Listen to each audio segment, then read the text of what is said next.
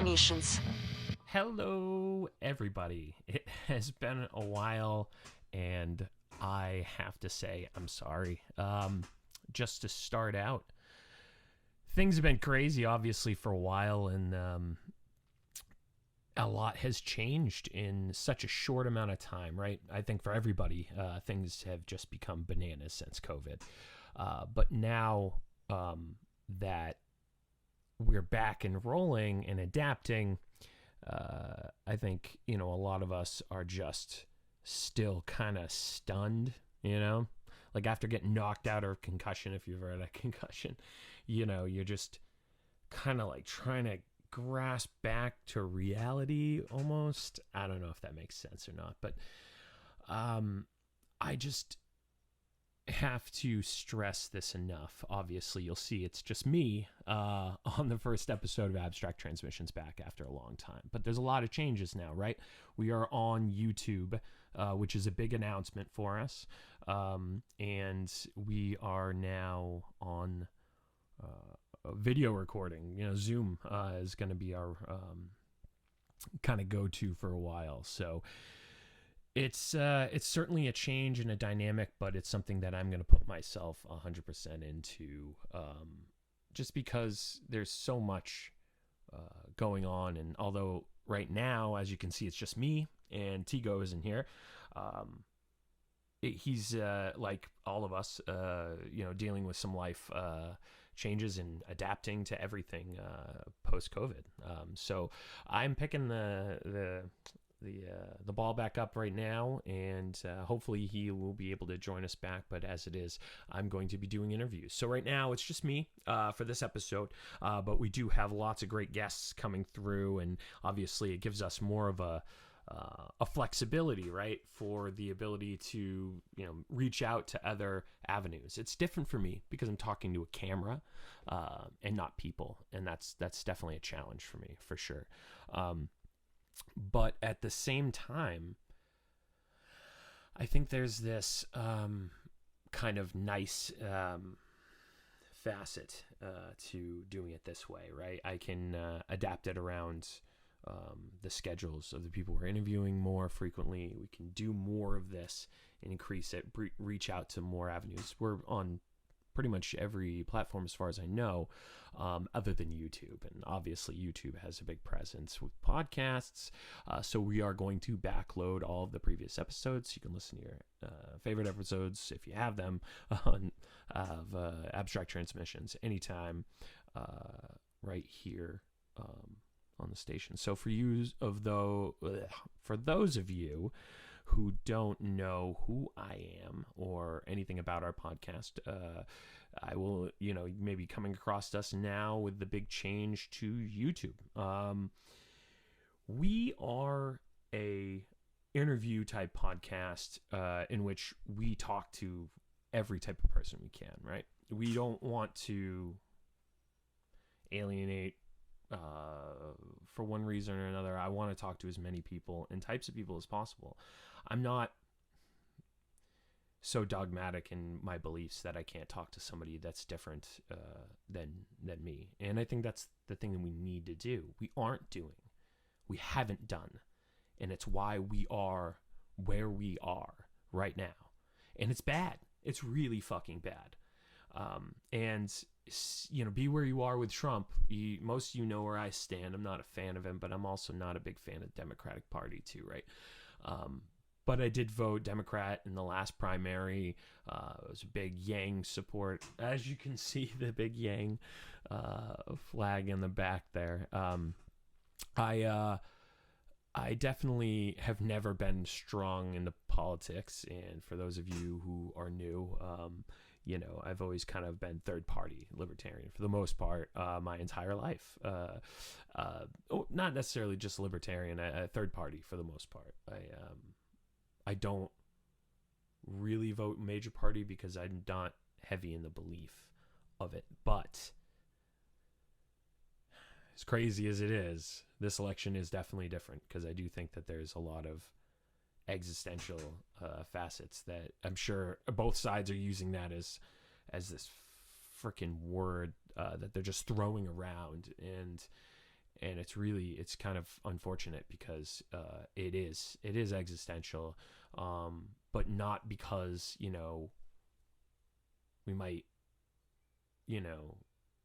have an abortion free for all, or because it's going to go super socialist, or the opposite way, that they're going to overturn Roe v. Wade and all that stuff. Like, there's this whole dynamic back and forth that I think is hurting us. Is that we are obsessed with the internet. We're obsessed with what's happening in front of us. In Facebook and electronics have done this to us in general. Like, we are addicted to them. Our brains are attached to these apps that are designed to really do just that. They want your attention. They want daily active users. If you ever watch any shit like Shark Tank or whatever, you'll see sometimes I've seen a couple episodes, one specifically on an app in which they were trying to sell, and they didn't care about how many people download it, it's how many people are using it, right? And so how do they keep you using it? How do they keep you hooked so they can get your data? And this is where we are now. We are hooked, but we're also hooked to that flashbang, knee-jerk reaction, constant go, go, go all the time. Politics in your face. Look at what Trump did. He tweeted this. What is he doing now? He might not accept the election, blah, blah, blah. Nobody believed it. Bill Maher was right, I guess, right? So here we are. He's saying he's not going to accept the results. I mean, because he knows he's going to lose more than likely. I mean, you just can look at things historically, and people have seen, they took a chance on him, but it was very split down the middle, and now it's gone real bad. A lot of old people have died, and so it's more and more young people and more old people, more and more young people that are going to vote for Biden, more and more old people that are just dead, more and more old people that don't want to die that are going to vote for Biden.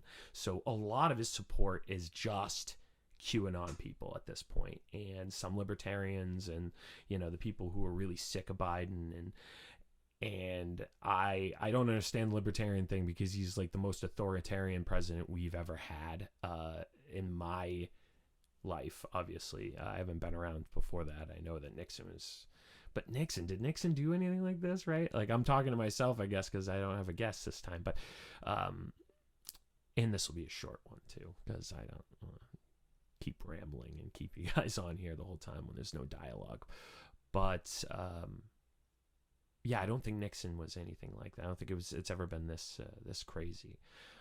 So we need to dial it back. Like, we need to talk to our neighbors that we don't like, and talk to our family this Thanksgiving directly after the election. What's that? What the fuck's that gonna look like? That's what I want to know.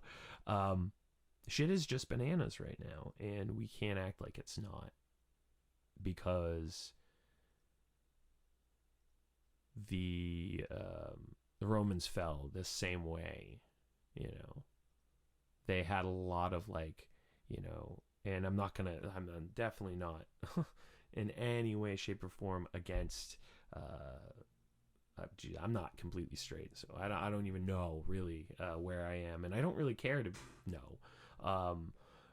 But the whole LGBTQ movement is definitely symbolic and similar to a lot of social differences. Of course, theirs were way different because they were not, as civilized as us. So there was some really fucked up shit happening, and it wasn't just homosexuality and experimental stuff. It was some really weird stuff. So I'm not comparing it to that. I don't want people to go off on that. Well, I don't give a fuck if you do.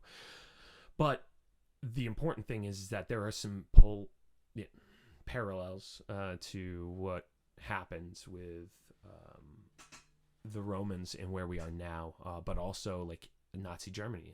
I know Trump isn't Hitler, and that's not where I'm going with this.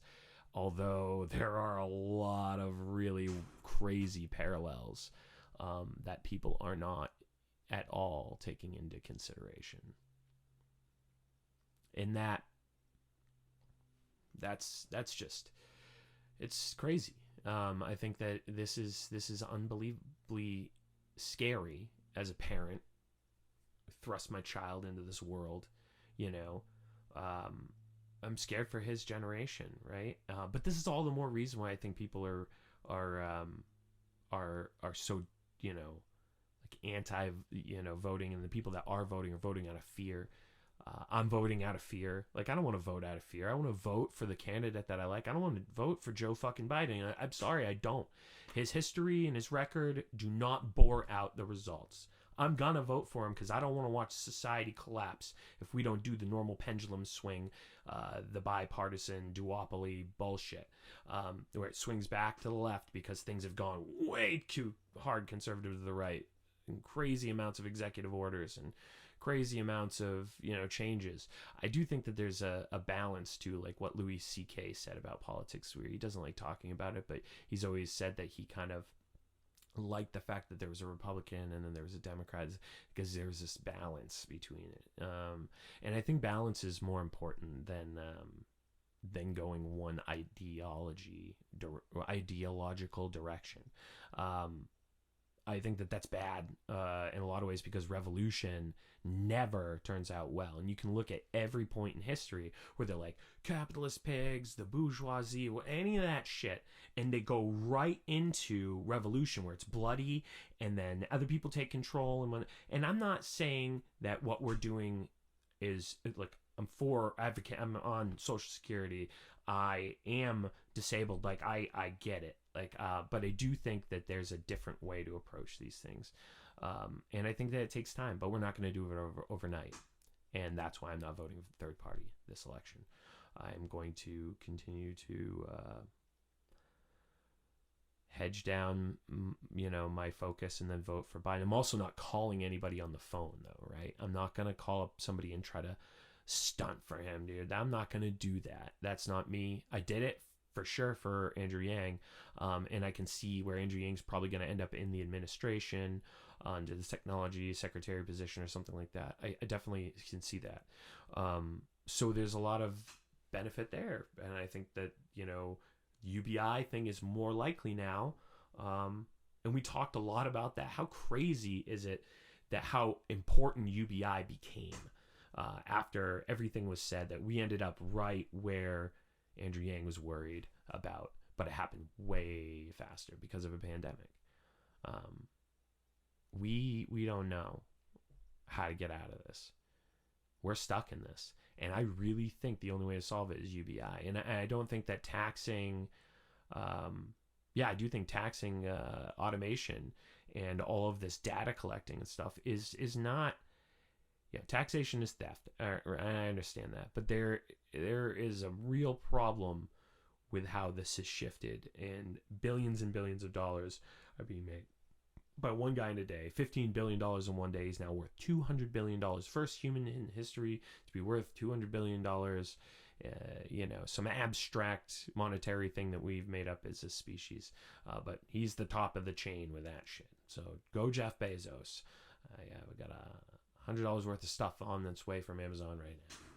So no hypocritical things on my end. But the point, I guess, where I'm going with this is that we need that to rebalance a little bit, because taxes have fucked everybody so bad at the bottom, and policies have fucked people so bad. We need, it's not even UBI. You can call it an NIT, call it negative income tax, call it UBI, but really, whatever. Call it negative income tax and put it in place to give that money back that we have hemorrhaged from our own citizens in the middle class and poor people for a very, very long time. Give that money back. You know what I mean?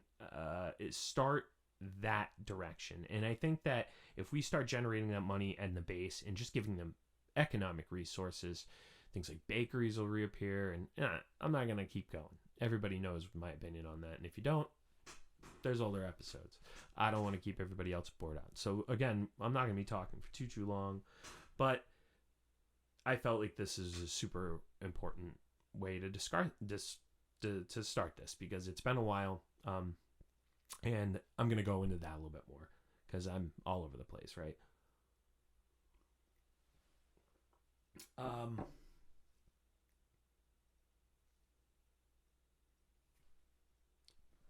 Pandemic hit, and I ended up getting pancreatitis. I was out for a while, and it impacted everything. It slowed down. All of our episodes stopped. We couldn't do in-person interviews anymore, and that's how we've always done this. in person. So this is very alien to me. So again, if this first episode is a little rocky, I apologize. But getting back in the role of things is important.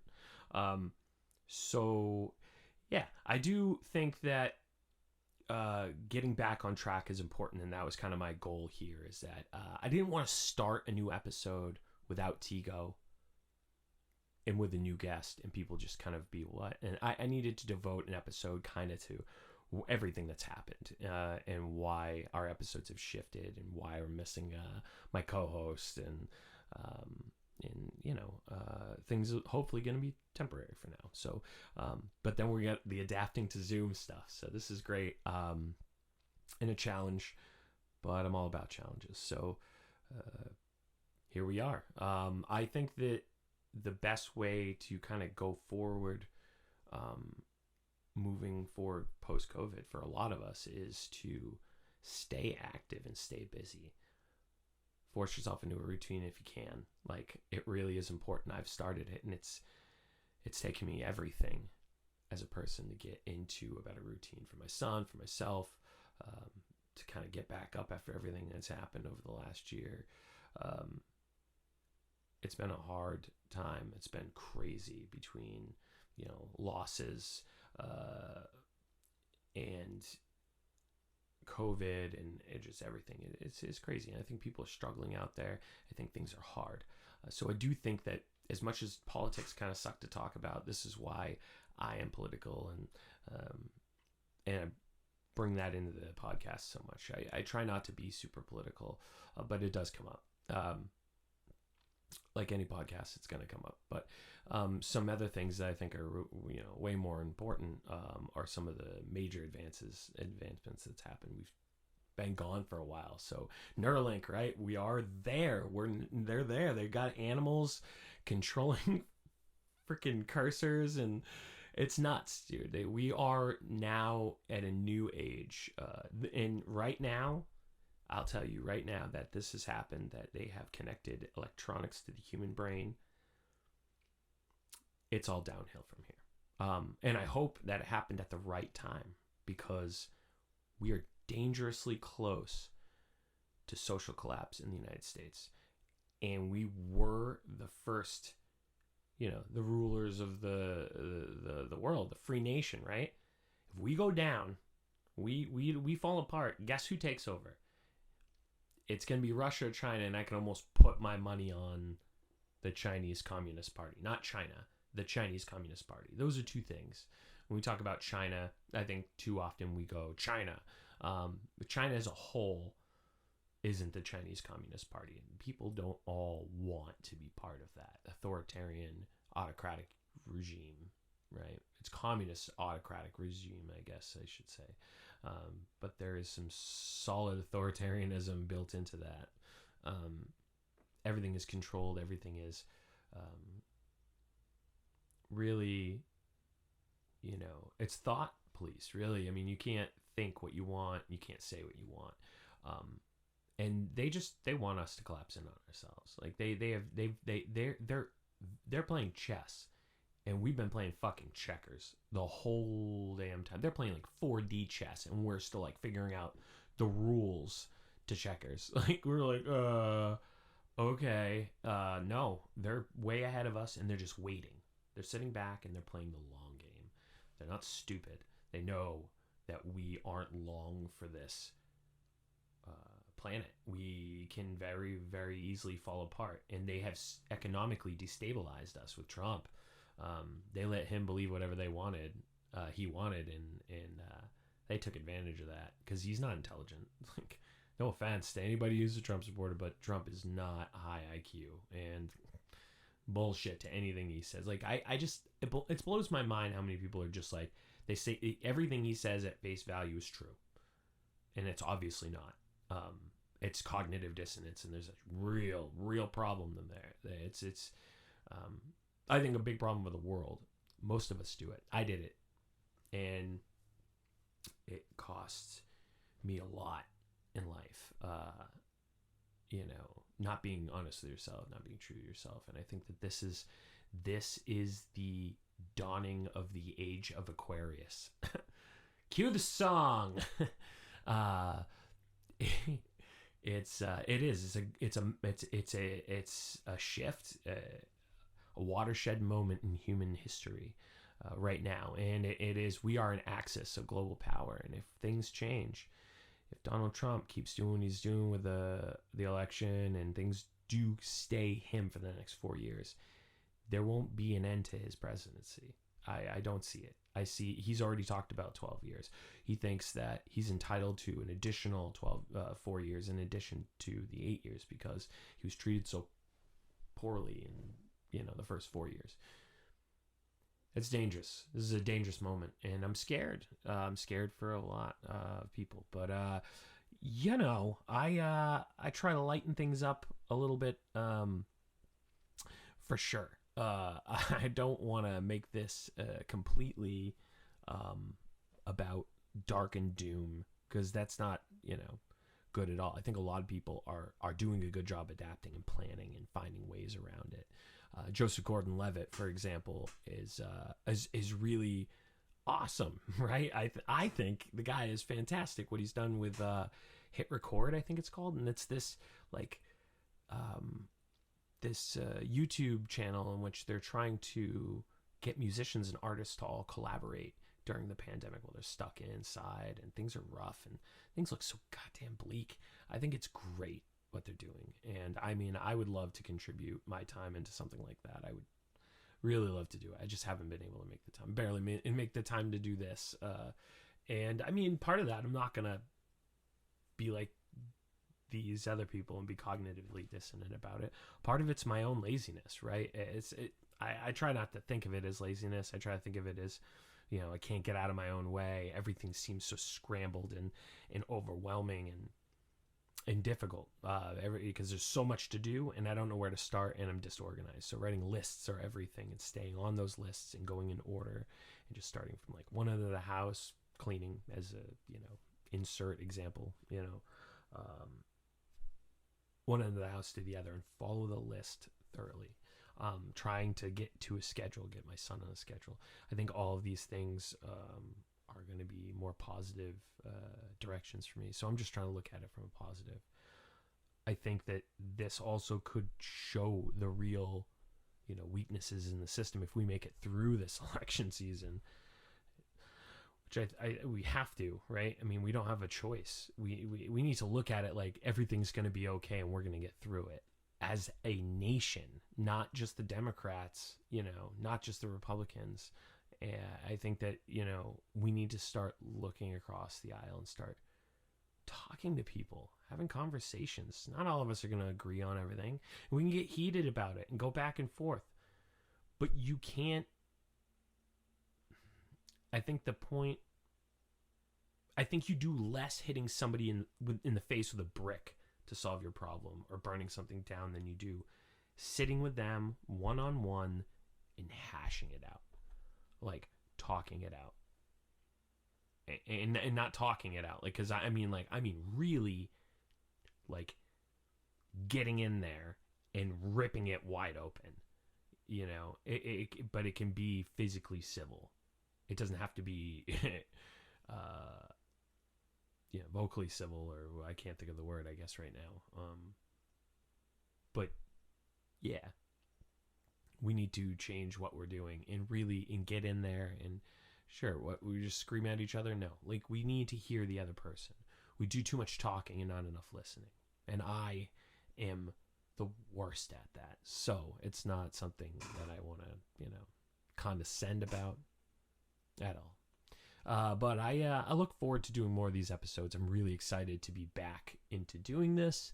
And I definitely encourage you to, if you haven't, to listen to some of our previous episodes. This, again, is just kind of a short get back on the ball kind of thing, and to kind of give you an idea how things are going to go moving forward, and in what format we are going to kind of focus on, and that's going to be this dynamic, except for with guests next time. because I'm sure it's not fun listening to me yammer on about politics and all that shit. But it's good. I mean, we do need to talk about all the craziness that's happened, right? Because it is impacting everyone's lives, and I feel fairly stable at this point, just because I've got some repairs done and rent's fairly low, and I've been able to get myself just barely by without sinking. That's right now. We don't know what's coming. We don't know what's going to happen, and it is scary. It's terrifying for everybody. We need to reach out to the people that we don't agree with and go, look, we're not gonna understand where we're coming from, but we can try. Like, really, actually try. And I know that seems disingenuous, probably, for some of the people that are trying so hard to really, and they just can't get to that level. But you can understand how they got to that level, how things have got to this point.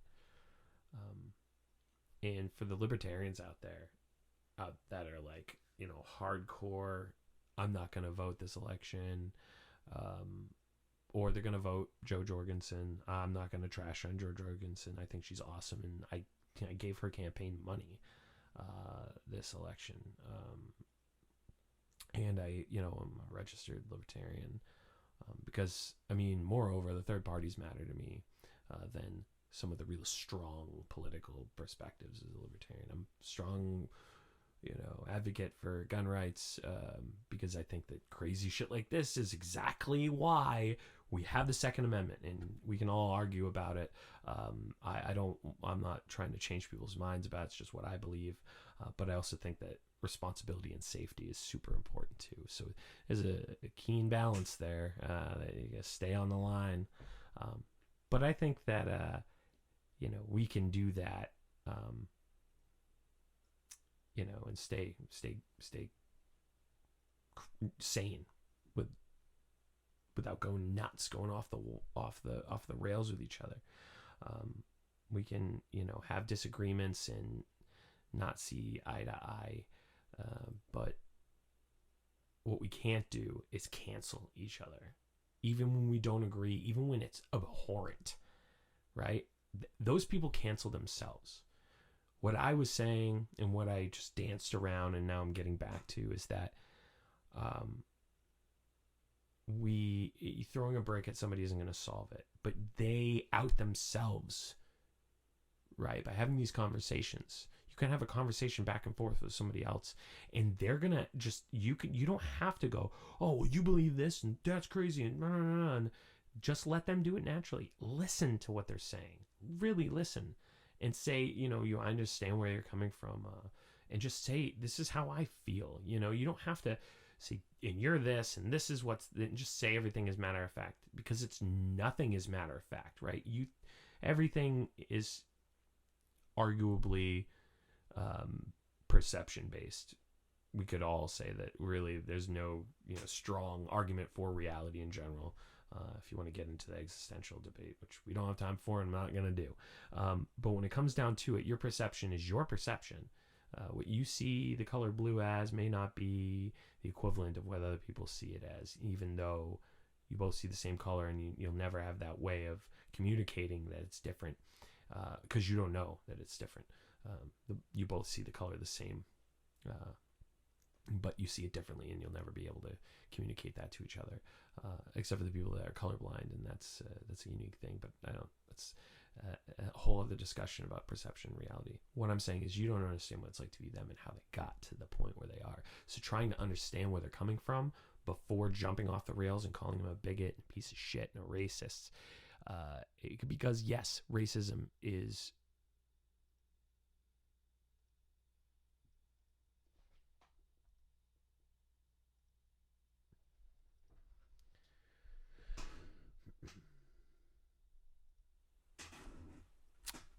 we had a break there.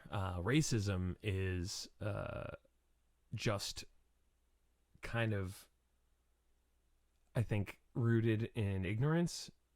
It's not as much hate as everybody makes it out to be. So think of that, if you can, the next time you get in one of those heated arguments, try hard. Like, really fucking try to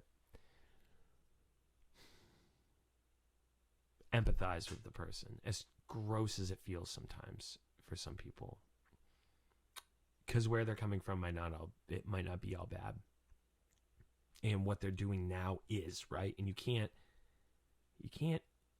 there's this point where you just like can't talk to somebody, and I get that. You can walk away from it, but you gotta know that most people aren't born to just be assholes or be bad. There's conditioning there that leads them to the point of where they are in their life, combined with choices, combined with biology. I think it is definitely a combination of those things. And to say it's one thing or another, nature versus nurture, is just unrealistic kind of bullshit. As we continue to go down this path of arguing and canceling and all of that stuff because of our different beliefs, we're just going to drive the wedge further, and never change their minds. That's the other thing. That's the result, right?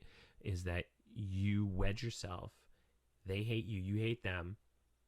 They're never going to see things from your point of view. Whereas if you try, and maybe they're never going to do it the other way too, but you can at least be civil with that person, and things are dialed down, and civilization doesn't fall apart. Your life doesn't fall apart. Your family doesn't fall apart. You don't get in a fist fight at a bar.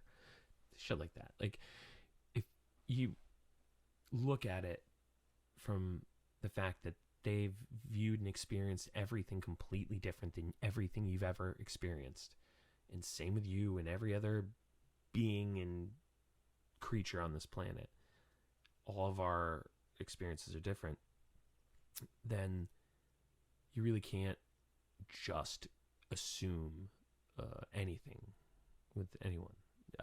And I think that we really need to take that in consideration. We don't think that, and maybe I don't think enough in the moment, and I'm always floaty in what I'm doing right now, but we have to get back to where we're talking to each other, where we can agree and disagree and then still care about the other people. Or if we choose to not, and just like, look, I don't want to be around that person, you're civil to them and you give them their space, they give you your space. And non-aggression principle is very, very applicable here. I think it is in general. You know, I'm big on the Second Amendment, right? I'm not like a crazy gun guy. I'm definitely not. But I definitely think that it's important. And I think also the non-aggression principle is important. You try to live your life and be positive and just avoid aggressive circumstances. Avoid the fight, be prepared, but avoid it. Walk away. Kind of like Jocko on Jocko Willink. I think I can't pronounce his Wilnick. He's I think a great guy. I mean, he's really, a human being that's pushed himself farther than most human beings on the planet. He's in a small percentage of people that have really done some amazing things and pushed themselves harder than they thought that was possible. And I think we all should be trying to do that more and more, even if it's the little steps, right? We don't have to be fucking Jocko, but we can get ourselves up and do 3 things today, and then 5 things tomorrow, and then 7 things after that. And I think he's right about that. It's the little steps, and don't beat yourself up about it. I'm trying real hard to do that myself. I went on a tangent, so I have to apologize. But I think Jocko's perspective of, walking away and all that stuff is important. That we kind of all do that, verbally, socially, with our kids. I just got in an argument with my son last night, and it was bad. Like, he was yelling, and like, he's in that age where he's, I don't like to air my personal stuff out, but it's better than being cognitive dissonance and pretending like it didn't happen. And, he got real angry, and I was yelling at him. It was loud. And then he, pushed at me and kind of dramatically fell to the floor. And I felt bad, right? And because the whole thing got escalated, and I felt really, really guilty because I escalated. I was angry. I was done. It wasn't a good moment for me. I'm not proud of it. My neighbors fucking heard it. Terrible. Terrible person. But we were able to dial it back, and both of us went the other way. Never spanked my kid. Like he definitely has gotten mouth, but we get through things and we talk about it after, and he appreciates what I have to say, and he appreciates that I listen to him. And although we both have ADHD and we don't really listen to each other very well, and that's how the arguments escalate. It happens very often. You don't hear the other person's point of view and you talk over them. I do that a lot in general, but I try not to. With him, we fought, got to the escalation, but we were able to dial it back. And the more we're able to do that at home, in the hardest environments, like with your kids and your direct relationships, those are the most challenging. So everything else is going to be cake to that. I was really, really, really stressed out the other day trying to get to my pharmacy, which is Walmart. I hate Walmart, but because of my insurance, they're the only ones that cover my medications through my insurance and them. Yeah. Anyway, I had to go there, and they have one entrance blocked off. I have to go around that entrance, and it totally.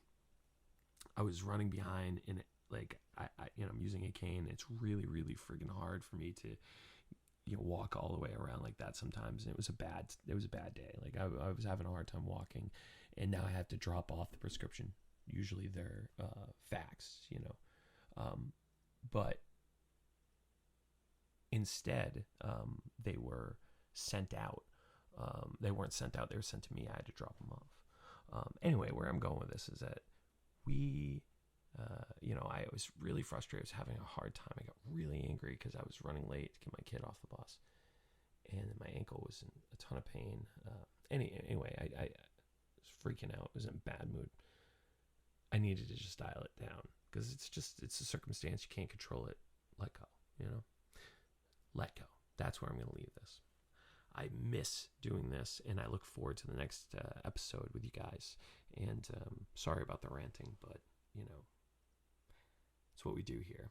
That's why we're called Abstract Transmissions. So, as always, we appreciate you guys, and comment below. I guess it's a thing. Like, share, subscribe. That's a thing now too. If you're on YouTube, or spread the word about the podcast. If you listen to us on Apple or any of the other guys, we're on everybody, all the platforms. Yeah. So, as always, we really appreciate you taking the time to listen with us. And next week we'll have a guest. Or next episode we'll have a guest, not necessarily next week. It'll be pretty soon, actually. So, we'll see you then. Abstract here, abstract there.